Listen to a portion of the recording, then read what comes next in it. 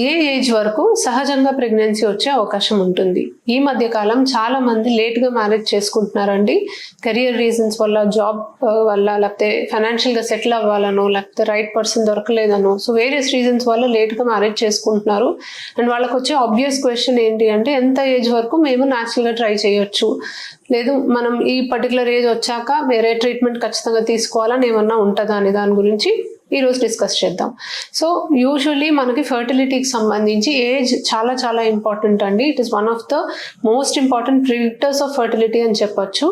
Age, ఆడవాళ్ళలో age పెరిగే కొద్దీ మనకి ఎగ్ కౌంట్ తగ్గుతూ వస్తుంది. సో ఇప్పుడు వాళ్ళకి మెన్సెస్ అయిన దగ్గర నుంచి కూడా ముట్టాగిపోయే స్టేజ్ వరకు ఎగ్ కౌంట్ తగ్గుతూ వస్తుంది.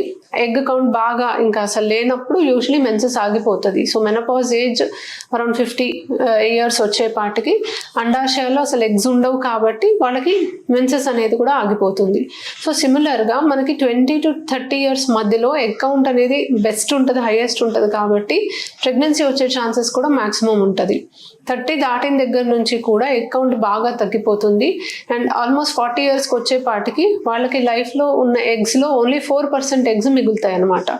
So as long as eggs ఉండి వాళ్ళకి ఓవ్యులేషన్ జరుగుతున్నంత కాలం కూడా వాళ్ళకి న్యాచురల్గా ప్రెగ్నెన్సీ వచ్చే అవకాశం ఉంటుంది. కానీ ఏజ్ పెరిగే కొద్దీ అవకాశం అనేది తగ్గుతుంది. సో సే ఫర్ ఎగ్జాంపుల్ ఒక 20 to 30 years మధ్యలో వాళ్ళు న్యాచురల్గా ప్రెగ్నెన్సీ ట్రై చేస్తున్నప్పుడు ఒక నెలలో వాళ్ళకి సహజంగా ప్రెగ్నెన్సీ రావడానికి ఆల్మోస్ట్ ఒక 20% ఛాన్స్ ఉంటుంది.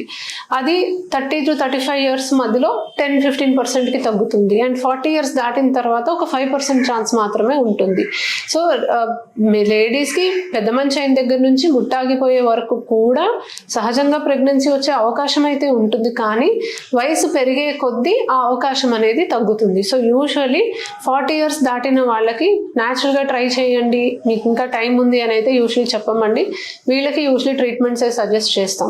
30 years దాటిన వాళ్ళకి న్యాచురల్గా ట్రై చేయమని చెప్పినా ఒక సర్టన్ టైం ఫ్రేమ్ లోపల మీకు ప్రెగ్నెన్సీ వస్తే మంచిది, లేదంటే మీరు ట్రీట్మెంట్కి రమ్మని చెప్తాం. So as per WHO guidelines కూడా 35 years వరకు 1 year of regular unprotected intercourse, pregnancy రాకపోతే చెకప్కి రమ్మంటాం. 35 years దాటిన వాళ్ళకి 6 months వరకే టైం ఇస్తామండి. 6 months వాళ్ళు రెగ్యులర్గా ట్రై చేసి కూడా ప్రెగ్నెన్సీ రాకపోతే ఒక డాక్టర్ని సంప్రదిస్తాం.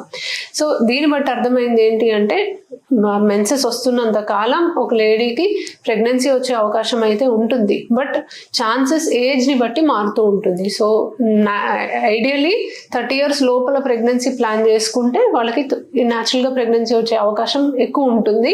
30 years దాటిన దగ్గర నుంచి ఏజ్ పెరిగే కొద్దీ ఆ ఛాన్సెస్ అనేవి తగ్గుతాయి అన్నమాట. Thank you.